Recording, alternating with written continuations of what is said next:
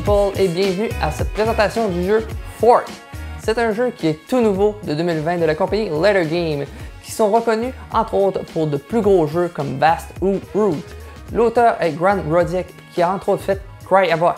C'est un jeu de 2 à 4 joueurs d'une durée d'environ 20 à 40 minutes selon le nombre de joueurs et je confirme que ce sera un peu plus à la première partie et qui est conseillé pour des personnes de 10 ans et plus. Les mécaniques retrouvées sont celles du deck building. Vous allez vous construire un paquet de cartes via un marché central qui change en cours de partie, mais aussi d'un marché spécial que je vous parlerai un peu plus tard.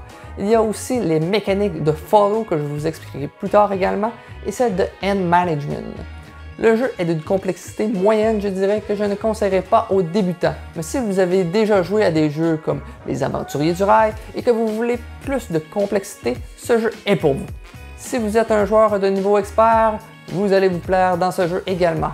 Le jeu se détaille en date d'aujourd'hui à 32,99 € au Imaginus et ce n'est disponible qu'en anglais. Par contre, le jeu offre très peu de texte et les cartes en main sont 100% iconographiques. Certaines cartes seront acquises en cours de partie de manière cachée, mais il offre un texte facile à comprendre. J'ai entendu dire que la compagnie allait traduire le jeu en français prochainement de toute manière.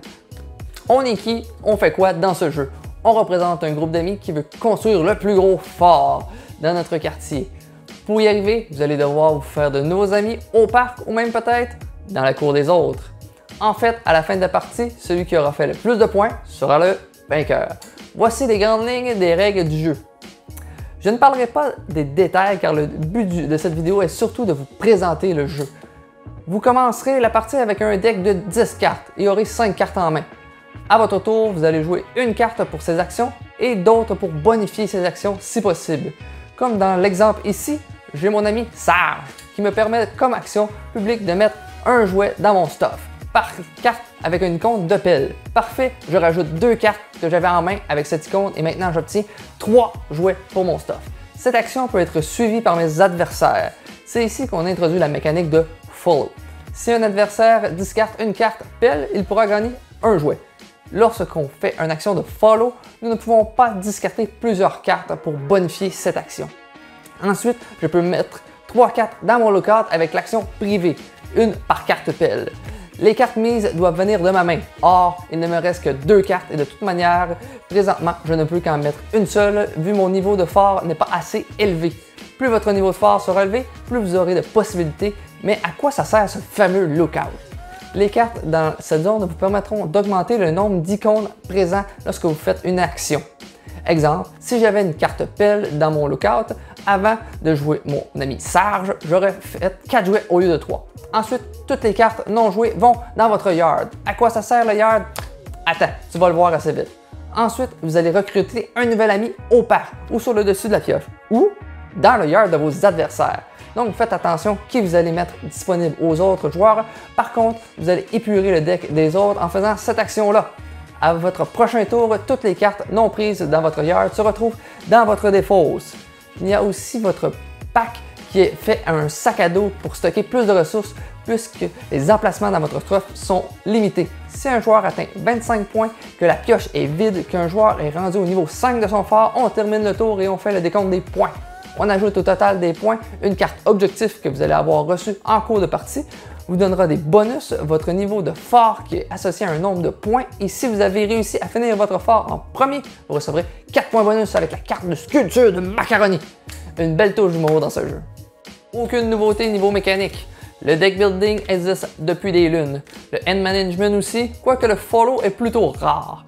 Par contre, qu'est-ce qui est important dans les nouveaux jeux au minimum? La twist! Ici, la mécanique de recrutement de cartes dans le yard des autres est vraiment géniale. Si quelqu'un vole un ami que vous vouliez dans le parc, patience! Il se retrouvera peut-être dans son yard prochainement. Niveau comparatif, les combos de cartes entre les cartes ressemblent beaucoup à Glory to Rome. Dans ce jeu-là aussi, plus vous allez jouer de cartes identiques, plus l'action sera bonifiée. L'action de follow aussi est présente dans ce jeu. Par contre, le marché où on vole des cartes aux autres, je ne me rappelle pas d'avoir vu ça. Passons aux points positifs et négatifs.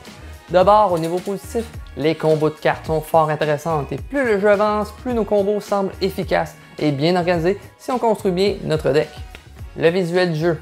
On retrouve une touche à la style Root dans ce jeu, car c'est bien évidemment le même artiste et j'adore ça. Ensuite, surprenamment, le thème fonctionne bien avec la thématique. On recrute de nouveaux amis qui forment notre groupe d'amis. Plus on a des amis avec les mêmes forces, plus ils sont efficaces en travaillant ensemble. Même au niveau du recrutement, avec le parc et le yard des autres, avec les amis délaissés, ça fonctionne bien. L'originalité du marché pour un deck building est un gros plus pour une mécanique qui commence à être un peu redondante selon moi quand on regarde d'autres jeux.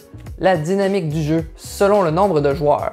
Une partie à 2 joueurs sera différente car nous avons une seule chance de follow, tandis qu'à plusieurs joueurs, on a plusieurs chances d'en faire avant notre tour. En plus, cela pourrait même donner des tours où vous ne laissez rien dans votre yard pour les autres. Et finalement, le matériel. Le plateau de joueurs est double layer et les ressources de pizza et les jouets sont vraiment très jolis. Pour les points négatifs, le temps de jeu à 4 joueurs peut être un peu long. Ce qu'on appelle le downtime est peut-être pénible si vous avez des joueurs qui réfléchissent beaucoup. Je vous ai parlé de la qualité du matériel au niveau des cartes, c'est pas un disons. On dirait des cartes avec une texture pour écrire avec un crayon feutre. C'est un peu bizarre comme choix de matériel, je dirais. J'aurais préféré des cartes plus rigides ou au moins comme dans Root, je dirais. Au final, les deck building compétitifs ne sont pas nombreux et celui-ci est original en plus. Le fait qu'il est bon peu importe le nombre de joueurs est un gros plus. Certains seront tristes d'apprendre qu'il n'y a pas de solo par contre dans ce jeu. Mais disons que je ne crois pas que la dynamique du jeu le permettrait ou du moins donnerait un résultat plus ou moins intéressant.